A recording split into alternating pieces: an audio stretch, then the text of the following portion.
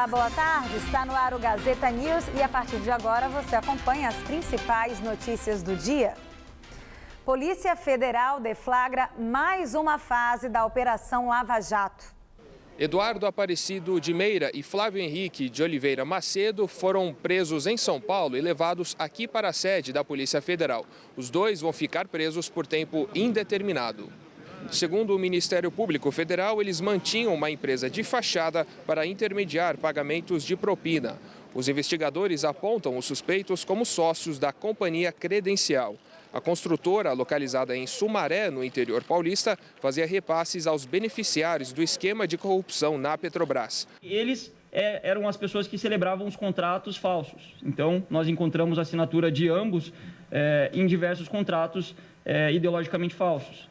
Em segundo lugar, porque a maior parte do dinheiro que a Credencial recebia era revertida para as contas bancárias dos próprios sócios e imediatamente depois sacados. A força-tarefa da Operação Lava Jato acusa o ex-ministro José Dirceu e o ex-diretor da empresa estatal, Renato Duque, de serem os destinatários dos valores. A estimativa é de que cerca de 6 milhões e 700 mil reais tenham sido pagos aos dois, parte em espécie e outra por meio de contratos fraudulentos. E Romero Jucá é exonerado do cargo de ministro do Planejamento e volta ao Senado. Jucá se licenciou do cargo após virem à tona conversas dele com o ex-presidente da Transpetro, Sérgio Machado. Nos diálogos, Jucá sugere um pacto e até uma mudança de governo para estancar a sangria, representada pela Lava Jato. Você tem que ver que o seu advogado, como é que a gente pode ajudar? Né? O advogado não tem que ser político, não é a situação policial. Se é política, como é a política? Tem que resolver essa porra, tem que mudar o governo para poder estancar essa sangria. Ao discursar hoje no Senado, Jucá afirmou que a presidente Dilma foi quem cometeu um golpe ao mentir à população sobre a situação econômica nas eleições de 2014. E hoje aqui, o que nós temos que discutir é exatamente uma mudança de paradigma e de posição da diferença de um governo atrasado, que enganava a população e que fez um golpe, não agora, mas na eleição, quando mentiu e quando imputou a Aécio Neves, a Marina Silva e a outros candidatos aquilo que ela faria depois. O golpe foi eleitoral da mentira nas urnas, não foi a ação da Constituição e do Congresso Nacional. Hoje, o PDT apresentou no Conselho de Ética do Senado um pedido de cassação de mandato de Jucá.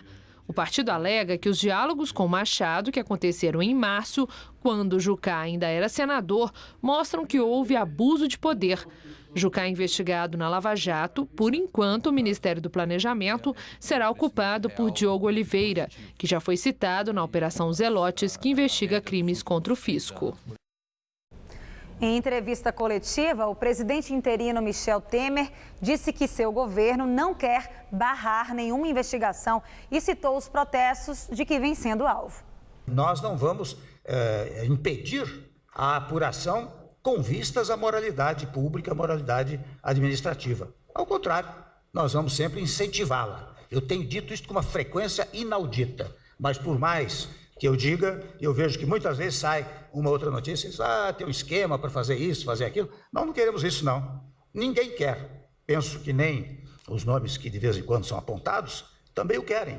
Desejam, sim, no Estado democrático de direito, ter defesa, farão a sua defesa, mas nada que o governo possa interferir. Mas a interinidade não significa que o país deve parar. Ao contrário, o que nós devemos fazer é produzir todos os atos e fatos que possam levar o governo adiante, aconteça o que acontecer lá para frente, que não podemos é ficar paralisados. Evidentemente, os senhores sabem, vou dizer o óbvio, eu sou uma consequência da Constituição. Eu quero dizer, não eu pessoalmente, mas o vice-presidente da República é uma consequência do texto constitucional. Portanto, eu quero refutar aqueles que, a todo instante, pretendem dizer que houve um rompimento, uma ruptura com a Constituição. Isto, na verdade, data vênia, é de quem não lê a Constituição. Que bastaria, não é preciso interpretação sistêmica do texto constitucional, basta examinar a literalidade do texto para verificar que as nossas instituições estão funcionando.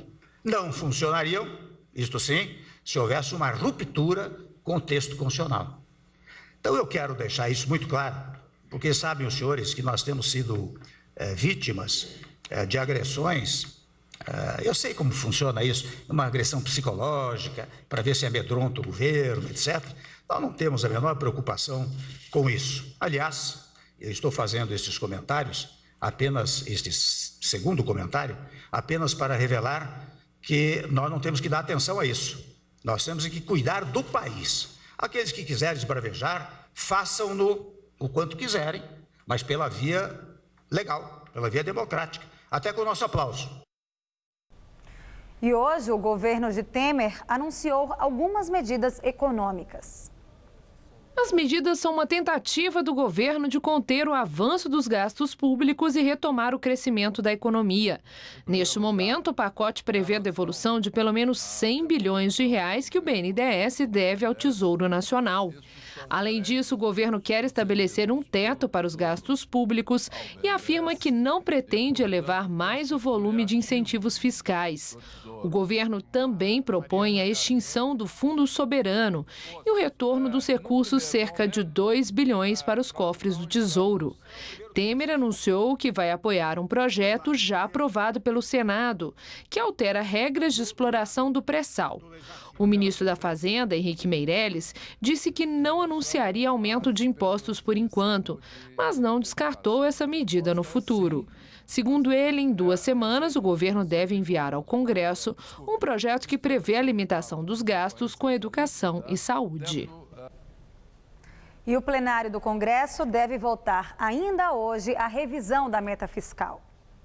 O governo Temer prevê um déficit das contas públicas de mais de 170 bilhões de reais para este ano. O governo da presidente afastada, Dilma Rousseff, previa um déficit menor de 96 bilhões. A votação da revisão da meta fiscal é fundamental para o governo de Michel Temer, porque sem essa permissão do Congresso para fechar o ano com déficit, várias despesas terão que ser cortadas, o que afetaria investimentos e a manutenção de programas sociais. E São Paulo teve a madrugada mais fria do ano, com 9,3 graus hoje de manhã. Mas aos poucos o sol reapareceu e predominou durante a tarde. A máxima chegou aos 18 graus. Vamos ver como fica o tempo amanhã?